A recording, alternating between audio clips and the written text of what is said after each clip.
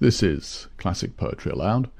You can hear more classic poetry at classicpoetryaloud.com. November by Edward Thomas.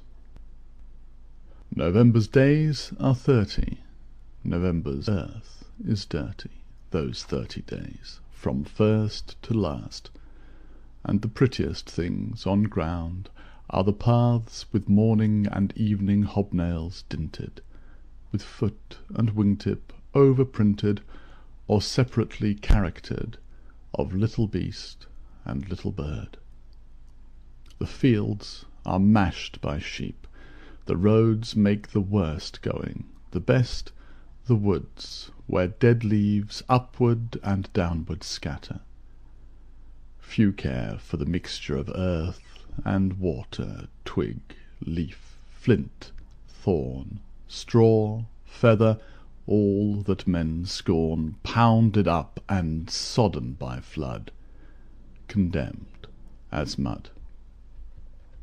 But of all the months when earth is greener, not one has clean skies that are cleaner, clean and clear and sweet and cold, they shine above the earth so old, while the after-tempest cloud sails over in silence though winds are loud, till the full moon in the east looks at the planet in the west, and earth is silent as it is black, yet not unhappy for its lack. Up from the dirty earth men stare. One imagines a refuge there above the mud, in the pure bright of the cloudless heavenly light. Another loves earth and November more dearly, because without them, he sees clearly, the sky would be nothing more to his eye than he in any case is to the sky. He loves even the mud, whose dyes renounce all brightness to the skies. This is Classic Poetry Aloud, and this is a request for Corgi Guy. If you'd like a request, just send an email to classicpoetryaloud@yahoo.co.uk. Please make sure the poem's out of copyright and not over 150 lines. I Am As I Am by Sir Thomas Wyatt. I am as I am, and so will I be, but how that I am, none knoweth truly. Be it evil, be it well, be I bond, be I free, I am as I am, and so will I be.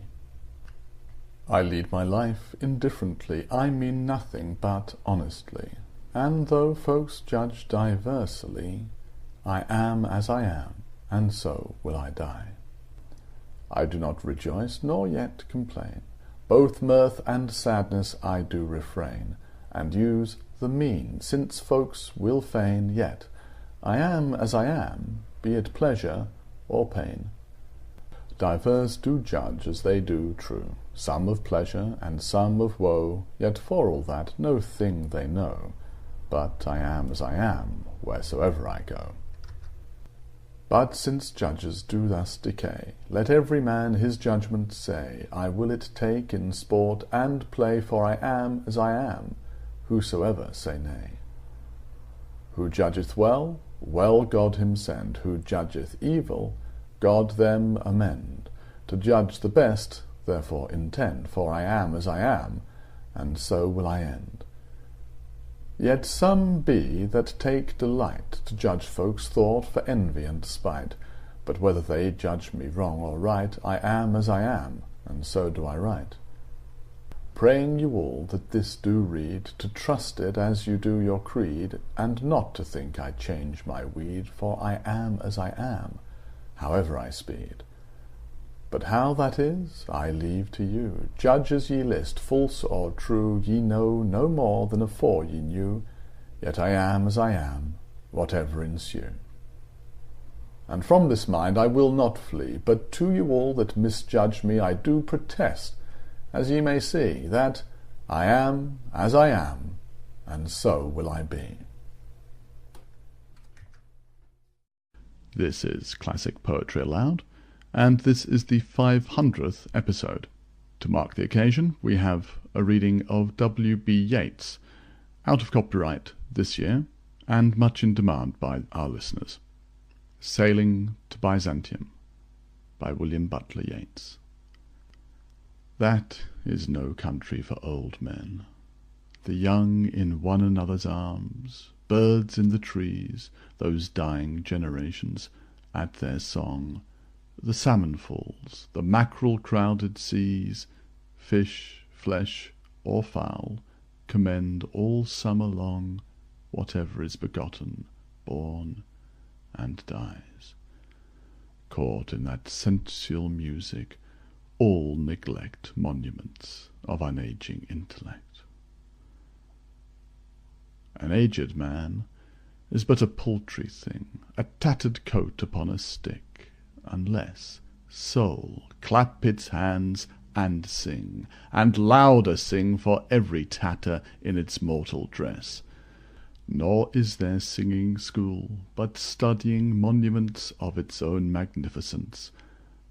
And therefore I have sailed the seas, and come to the holy city of Byzantium.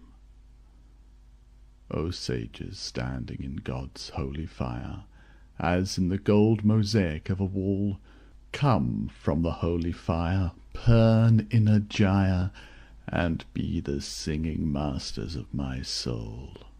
Consume my heart away, sick with desire, and fastened to a dying animal, it knows not what it is, and gather me into the artifice of eternity.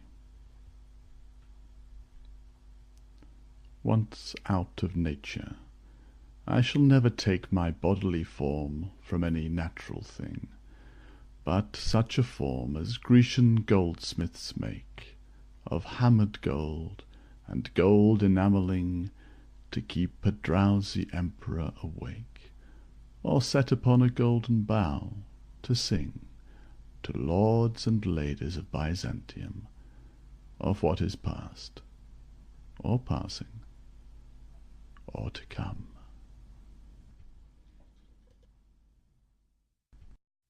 This is Classic Poetry Aloud. Today's reading is a request for Nancy Mirabell, Lord Byron's Stanzas to Augusta. When all around grew drear and dark, and reason half withheld her ray, and hope but shed a dying spark, which more misled my lonely way, in that deep midnight of the mind, and that internal strife of heart, when dreading to be deemed too kind, the weak despair, the cold depart, when fortune changed, and love fled far, and hatred's shafts flew thick and fast, thou wert the solitary star which rose and set not to the last. O blessed be thine unbroken light, that watched me as a seraph's eye, and stood between me and the night, forever shining sweetly nigh. And when the cloud upon us came, which strove to blacken o'er thy ray, then purer spread its gentle flame, and dashed the darkness all away. Still may thy spirit dwell on mine, and teach it what to brave or brook. There's more in one soft word of thine than in the world's defied rebuke. Thou stoodst, as stands a lovely tree, that, still unbroke, though gently bent, still waves with fond fidelity its boughs above a monument. The winds might rend, the skies might pour, but there thou wert, and still wouldst be devoted in the stormiest hour to shed thy weeping leaves o'er me. But thou and thine shall know no blight, whatever fate on me may fall, for heaven in sunshine will requite the kind, and thee the most of all, Then let the ties of baffled love be broken. Thine will never break. Thy heart can feel, but will not move. Thy soul, though soft, will never shake. And these, when all was lost beside, were found, and still are fixed in thee, and bearing still a breast so tried. Earth is no desert, e'en to me.